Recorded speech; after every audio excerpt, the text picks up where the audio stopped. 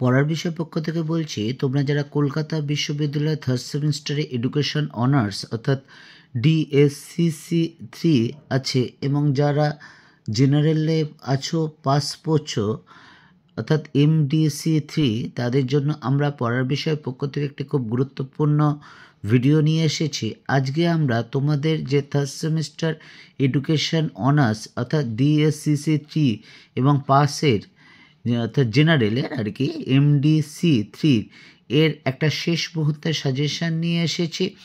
এইগুলো যদি তোমরা পড়ে যাও তোমরা পরীক্ষায় অবশ্যই কমন পাবে। এবং আমরা যেটা পড়ার বিষয়ের পক্ষ থেকে বারবার বলি, তোমরা এই নোটগুলো আগে আত্মস্থ করে তারপর বুঝে মুখস্থ করে তারপর লিখে কিন্তু অবশ্যই প্র্যাকটিস করবে। তাহলে দেখবে তোমাদের পরীক্ষায় লেখার সময় কিন্তু কোনো অসুবিধা হবে না। যেটা তোমাদের বারবার বলা হয় না, সেটা হচ্ছে লিখে প্র্যাকটিস করতে হবে। একটা জিনিস মনে রাখবে, আমি নিজের পড়াশোনার ক্ষেত্রে দেখেছি বা আমাদের শিক্ষক মহাশয়গণও বলতেন, বা এত বছর শিক্ষকতা পরিপ্রেক্ষিতে যে অভিজ্ঞতা হয়েছে তার পরিপ্রেক্ষিতে দেখছি, আর্টস বিষয়ে মূল কথা হচ্ছে বুঝে পড়তে হবে। আর্টস মানেই যে চোখ কান বুঝে মুখস্থ করতে হবে এমন কোনো ব্যাপার না।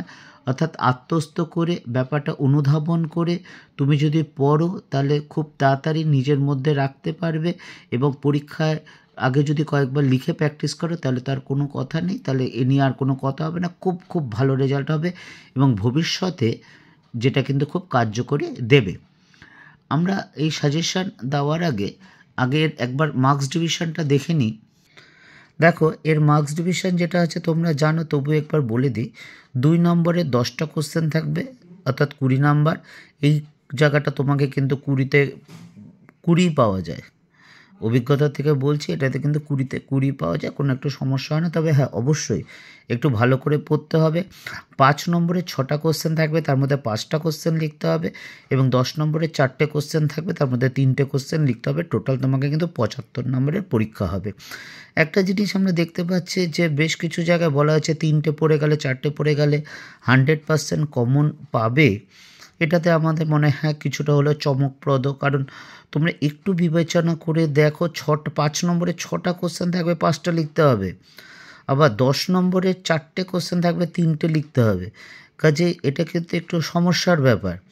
কাজেই যদি 6টা থাকতো, একই জায়গায় 6টা থাকবে, 3টে লিখতে হতো, আলাদা ব্যাপার। কাজেই আমার মনে হয় না, কারণ আমরা শিক্ষার্থীদের নিয়ে কখনো খেলা করতে চাই না।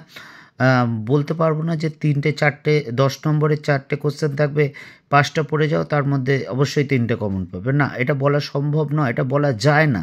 হ্যাঁ, কোনো বছর লেগে গেলে আলাদা ব্যাপার। তা যাই হোক, এই প্রশ্নগুলো তোমরা যদি পড়ে যাও তাহলে আশা করি পরীক্ষায় অবশ্যই কমন পাবে। হ্যাঁ, ভালো নাম্বার পেতে গেলে কিন্তু ভালো করে পড়াশোনা করতে হবে, লিখে প্র্যাকটিস করতে হবে, একাধিকবার লিখে প্র্যাকটিস করতে হবে, এই নিয়ে কিন্তু কোনো সন্দেহ নেই এবং অবজেক্টিভে কিন্তু পুরো নাম্বার অবশ্যই তুলতে হবে এবং এটা একটু যদি তোমরা চেষ্টা করো অবশ্যই ভালো নাম্বার পাবে।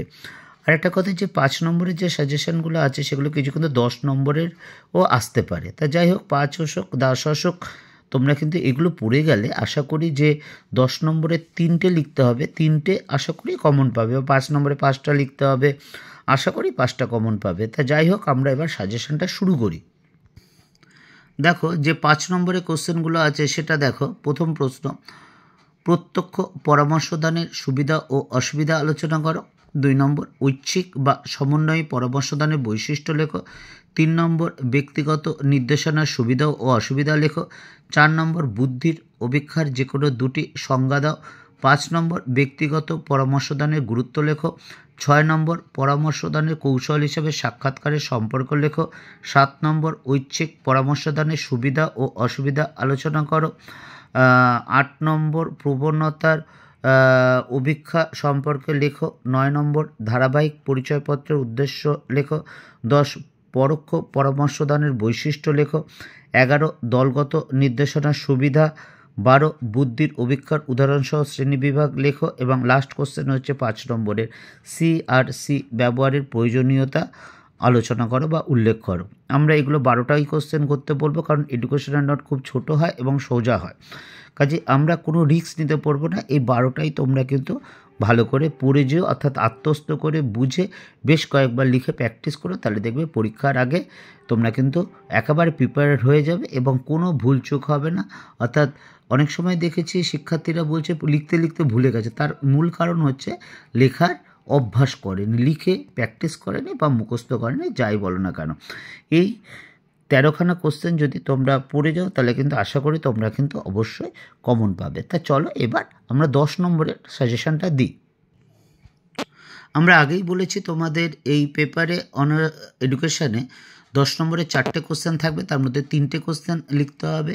তো আমরা 10 নম্বরের সাজেশনটা দিচ্ছি। আবার বলছি 5 নম্বরের কোনো কোশ্চেনও কিন্তু জুড়ে 10 নম্বরে আসতে পারে। প্রথম প্রশ্ন দেখো, নির্দেশনার সংজ্ঞা দাও, মাধ্যমিক বিদ্যালয় এর প্রয়োজনীয়তা লেখো। 2 নম্বর, দলগত পরামর্শদান বলতে কী বোঝো, এর উপযোগিতা আলোচনা করো। 3 নম্বর, যেসব মৌলিক তথ্যের ভিত্তিতে নির্দেশনা কাজ পরিচালনা করা হয় সেগুলি আলোচনা করো। 4 নম্বর, বৃত্তিমূলক নির্দেশনা কাকে বলে, শিক্ষার বিভিন্ন স্তরে বৃত্তিমূলক নির্দেশনা কাজগুলো আলোচনা করো। 5 নম্বর, ব্যক্তিগত পরামর্শদানের সংজ্ঞা ও উপযোগিতা লেখো। 6 নম্বর, ব্যক্তিত্ব পরিমাণের বিজ্ঞানসম্মত পদ্ধতিগুলো আলোচনা করো। 7 নম্বর, পরামর্শদান কাকে বলে, এর পরিধি আলোচনা করো। 8 নম্বর, যেসব মৌলিক তথ্যের ভিত্তিতে নির্দেশনার কাজ পরিচালনা হয় সেগুলি সংক্ষেপে লেখো। 9 নম্বর, শিক্ষাগত নির্দেশনা কাকে বলে, শিক্ষার বিভিন্ন স্তরে এই নির্দেশনা কাজগুলি লেখো। এবং লাস্ট কোশ্চেন 10 নম্বর, নির্দেশনার সংজ্ঞা ও কার্যাবলী আলোচনা করো। এই 10টা কোশ্চেন যদি তোমরা পড়ে যাও তাহলে তোমরা অবশ্যই 10 নম্বরে কিন্তু আশা করে 3টে কমন পাবে। এবং আবার বলছি নোটগুলো এগুলো বুঝে মুখস্থ করে তারপর কিন্তু অবশ্যই লিখে প্র্যাকটিস করবে, তাহলে দেখবে পরীক্ষার আগে কোনো টেনশান নেই, বিনা টেনশনে কিন্তু তুমি পরীক্ষা দিতে পারবে এবং রেজাল্টও খুব ভালো হবে। পড়া বিষয়ের পক্ষ থেকে এতটুকুই, অগ্রিম শুভেচ্ছা রইল। শুধু এই 3rd সেমিস্টার নয়, গ্র্যাজুয়েশনের রেজাল্ট খুব ভালো হোক।